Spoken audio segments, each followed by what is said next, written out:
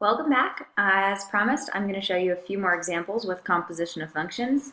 These are a little bit of a different flavor than the one from the last video, so pay attention and I hope you learned something. Okay, so let's get started. This first example is very similar to what we did in the last video. We want to find the composition of f with g if f of x is x to the 2/3 and g of x is x to the 6th. So remember that f composed with g of x is just f as the outside function, and we plug in the entire function g of x instead of x. So I'm going to do f of x to the 6th. That's g of x. So now instead of x on the inside, I have x to the 6th, so I plug in x to the 6th for x in f. So I'm going to have x to the 6th raised to the 2/3 power.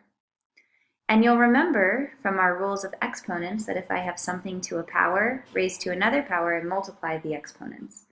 This will be x to the 6th times 2/3, which is x to the 12/3, and that's just x to the 4th. So that's our final answer. If I had asked you to do f of g of 2, say, then you could do f of g of 2, or you could just plug 2 into this function. So either way, you're going to get 2 to the 4th. So try that out if you don't believe me. Now let's turn composition of functions on the back of its head. Maybe. That's probably not the right phrase. Let's turn it upside down. Let's try to do something different with it. So here's a function, and I'm telling you this is the composition of two functions. Tell me what those two functions are. There are actually lots of answers to this question, but one way that I like to think about it is composition of functions, we're basically taking one function and shoving it into another one. So if you look at the result of it, there's maybe an outside function and an inside function. For me, this is sort of the inside function. It's in parentheses, it's sort of off by itself, and this 1 over x squared, or 1 over something squared, is the outside function. So I could write this, let's pretend that this x minus 2 is something else. Let's just call it circle. So this is like 1 over circle squared. So this is a function on its own. This is what we might call the outside function. So maybe we'll say the outside function is 1 over x squared. We can use different variables if it makes it less confusing. Let's say 1 over t squared. So then what's the inside function? It's x minus 2. It's the stuff inside the parentheses. So the inside function is, let's call it s, so it's not confusing. S minus 2. When we do the composition, f is on the outside. So this could be our f of t, say. G is on the inside. So this could be our g of s. So then, the variables don't really matter. They're just placeholders like this circle. So I could say f of x equals 1 over x squared and g of x equals x minus 2. So then this would be my final answer, but let's just check it. If I do f of g of x, then I'm doing f of x minus 2, because that's g of x, which is 1 over x minus 2 squared, which is exactly the function I wanted to get. So this works. Great. Let's do another example. A bit more graphic. So hopefully you can see these graphs well enough. This is the graph of the function f. So for example, if I plug 2 into f, I get 3.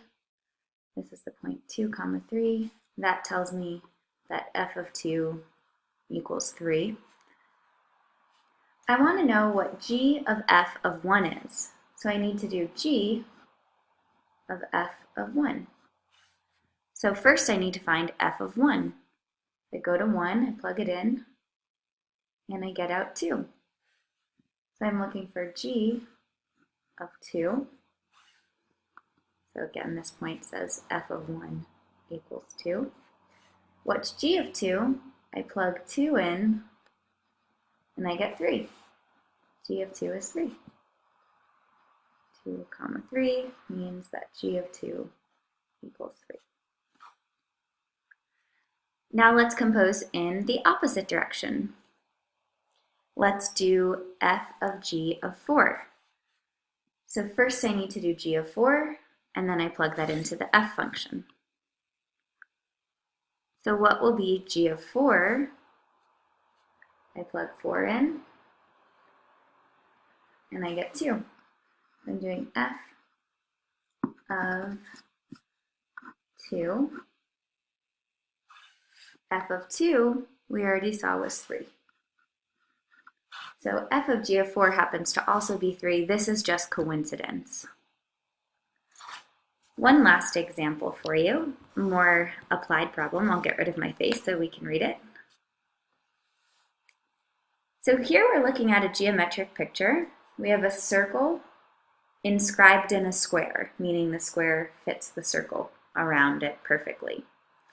Here's the radius of the circle. It's called r, and the side length of the square is x. So our first task is to write the radius as a function of the side length.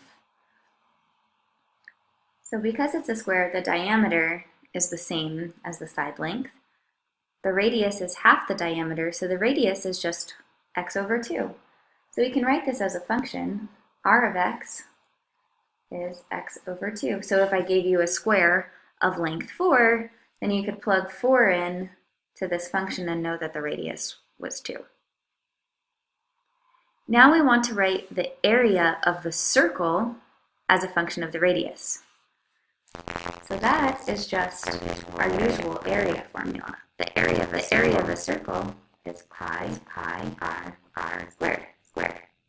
So now we've written the area as a function of r. If the radius is 2, then the area is pi times 2 squared, which is 4 pi.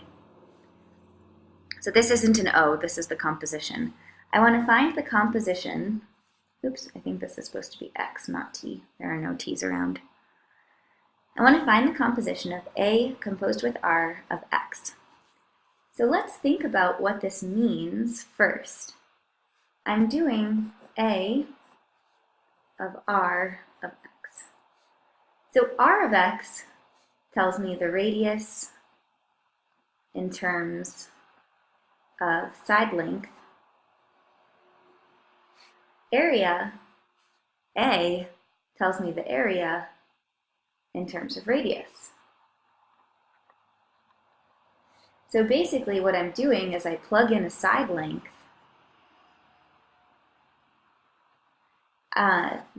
The inside function tells me how to figure out the area, or the radius from that. The outside function tells me how to figure out the area. So the composition of these tells me how to figure out the area in terms of the side length. So A composed with R of x is area of circle in terms of side length. And how do I get it? Well, I just do A of R of x. So R of x, the radius function, is my inside function. So I'm going to be doing A of x over 2. And A is pi r squared. R is our variable. So this is A pi times x over 2 squared. And that's our final answer. So hopefully these examples have given you a better sense of how composition of functions works and a few of the ways in which I can ask you to apply what you know about composition of functions. So good luck on the web work. Let me know if you have any more questions. In our next video, we'll talk about how to find the domain of a composition of functions.